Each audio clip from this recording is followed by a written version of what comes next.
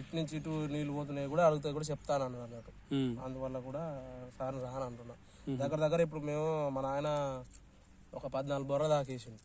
ఇప్పుడు నేను ఒక 3 బోర్లు వేసిన, మొత్తం 17 బోర్ల దాకా అయినాయి. 17 బోర్లు అయినాయి. 17 బోర్లు 4 ఎకరాలకు. ఇంతవరకు 4 ఎకరాలకే 17 బోర్లు. 17 బోర్లు ఏ పర్లే బోర్లకే దగ్గర నేనే ఒక 2,00,000 దాకా పెట్టిన. మా నాయన అంత ముందుకు ఒక 5-6 లక్షలు పెట్టిండు. బాగా దగ్గర 7-8 లక్షల దాకా పెట్టిన బోర్లకి. ఏ బోర్ మొన్ననే 4 ఏళ్ళు అయింది.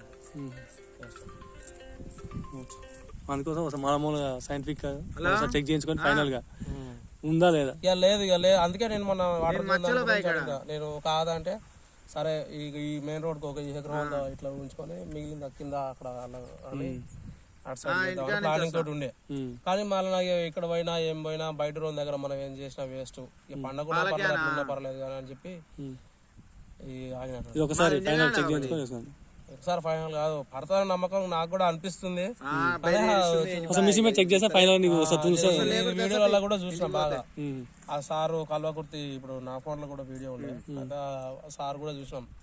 ఇప్పుడు ఆయనకి మాట్లాడేటప్పుడు మాట్లాడినాం, చూసిన వీడియో కూడా చూసినాం. కానీ ఇక రాలేదు. ఇక పైసలు సానా సరికి కూడా ఇంతకుముందు కూడా జివాలజీ పెట్టి చూపెట్టిన, అది కూడా పడ్డది, పర్లేదని కాదు పడ్డది, చెప్పినట్టుగా పడ్డది. కానీ అది కూడా మన పాత లైన్కే పాత దానికే కనెక్షన్ అయిపోయింది. వాళ్ళు పెట్టగానే మా బోర్ బంద్ అవుతుంది. అట్లా మాకు ఇబ్బందులు వచ్చి ఇక వాటర్ అనేది లేకుండా అయింది. కాలం అయితే ఏమో పెడుతున్నా లేకుండా లేదు. ఇక మొన్నసారి కొద్దిగా పోసింది బోర్ 2 ఎకరాలు 2 ఎకరాలు కూడా వెళ్ళిపోయింది. ఏదో నార్మట్కు ఆ భూమి మా భూమి నీళ్ళు తాగదు కదా, నార్మట్కు అంత మాత్రం ఆడ ఆగింది. ఇక కథం పోయి ఉడవీకపోయి వేరే కౌలు చేసుకుంటే అక్కడ ఆడేస్తున్నారు. ఇక కౌలు భూమి అనేది ఏంటంటే మనకు నమ్మకం ఉంటే ఇస్తారు, లేకుండా లేదు. ఇంకోటి రేటు డబ్బులు పెంచాలని బతికించుడు మనకెందుకు, మనకు ఉండాలి సొంతం అని ఆలోచనతో వద్దని అనుకున్నాను అటుగా. అట్లా